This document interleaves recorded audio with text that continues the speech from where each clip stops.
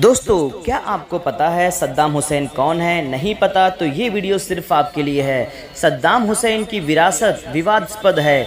कुछ लोग उन्हें एक क्रूर तानाशाह के रूप में मानते हैं जिन्होंने अपने ही लोगों के खिलाफ अत्याचार किए, जबकि अन्य उन्हें एक मजबूत नेता के रूप में देखते हैं। उन्होंने क्षेत्रीय उथल पुथल के दौरान इराक को स्थिर रखा।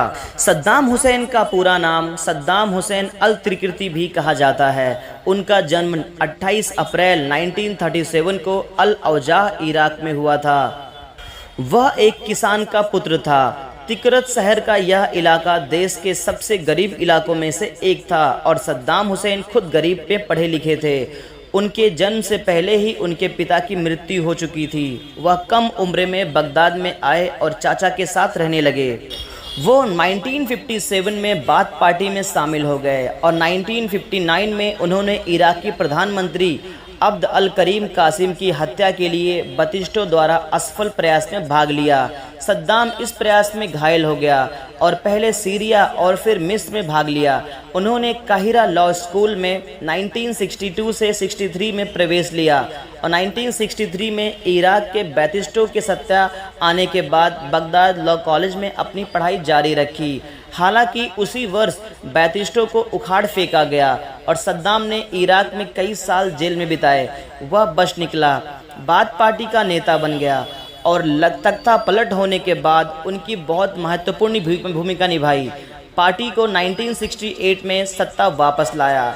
सद्दाम ने राज्य के प्रमुख राष्ट्रपति के साथ इराक में प्रभावी रूप से सत्ता संभाली, अहमद हसन अल बकर, और 1972 में उन्होंने इराक के तेल उद्योग में राष्ट्रीयकरण का निर्देश किया।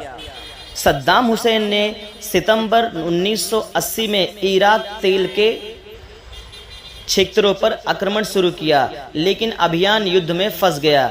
युद्ध की लागत और इराक के तेल निर्यात में रुकावट ने सद्दाम को आर्थिक विकास के लिए अपने महत्वाकांक्षी कार्यक्रमों के लिए मजबूर किया।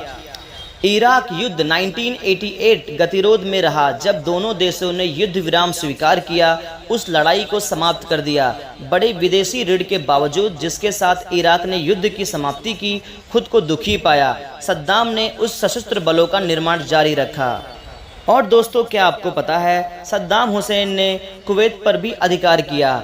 अगस्त 1990 में इराकी सेना ने पड़ोसी देश कुवैत पर कब्जा कर लिया। सद्दाम ने स्पष्ट रूप से इराक की अर्थव्यवस्था को मजबूत करने के लिए उस देश के विशाल तेल से प्राप्त होने वाले राजस्व का उपयोग करने का इरादा किया था, लेकिन कुवैत पर उसके कब्जे ने इराक के खिलाफ दुनिया भर में व्यापार प्रतिबंध लगा दिया। सऊदी अरब में एक बड़े अमेरिकी नेतृत्व वाले सैन्य बल निर्माण हुआ। कब्जे की निंदा करने वाले संयुक्त राष्ट्र के प्रस्तावों पर पारित होने वाले समाप्त करने के लिए बल का उपयोग में अधिकृत के बावजूद उन्होंने कुवैत पर अपनी सेना वापस लेने की अपील की और नज़रअंदाज कर दिया। अब बात करते हैं सद्दाम हुसैन पर मुकदमा और मृत्यु दंड का। अक्टूबर 2005 में सद्दाम पर इराकी हाई ट्रिब्यूनल के समक्ष मुकदमा चलाया गया, जो पूर्व इराकी सरकार के अधिकारों और मुकदमों चलाने के लिए स्थापित एक पैनल कोड था। 1982 में अल दुजायल मुख्य रूप से सिया शहर में 148 नगर वासियों की हत्या के आरोप में उन पर और कई कॉन्फिडेंट्स पर आरोप लगाया गया था। 9 महीने के मुकदमे के दौरान सद्दाम ने गुस्से में विस्फोट के साथ कार्रवाई को बाधित किया, यह दावा करते हुए कि ट्रिब्यूनल एक दिखावा था और यूएस के एक पीछे अपने हित साध रहा था। ट्रिब्यूनल ने अंत जुलाई 2006 में स्थगित कर दिया और नवंबर में अपना फैसला सुनाया। सद्दाम को जानबूझकर हत्या और अवैध कारावास, निर्वासन और यातना सहित मानवता के खिलाफ अपराधों का दोषी ठहराया गया और उसे फांसी की सज़ा सुनाई गई। सद्दाम के सौतेले भाई, एक खुफिया अधिकारी और इराक के पूर्व मुख्य न्यायाधीश को भी मौत की सज़ा सुनाई गई थी। दिसंबर 2006 में एक इराकी अदालत द्वारा उसकी सज़ा को बरकरार रखने के लिए कुछ दिनों बाद सद्दाम को मार डाला गया। दोस्तों, इतना ही नहीं है, इनके बारे में और बहुत सारी बातें हैं जो कि मैं इस वीडियो में पूरा कंप्लीट नहीं कर सकता, बहुत बड़ा वीडियो हो जाएगा। आप इनकी विकिपीडिया भी खोल सकते हो गूगल पर। अगर आपको हमारी वीडियो पसंद आई हो तो लाइक, सब्सक्राइब, शेयर करें।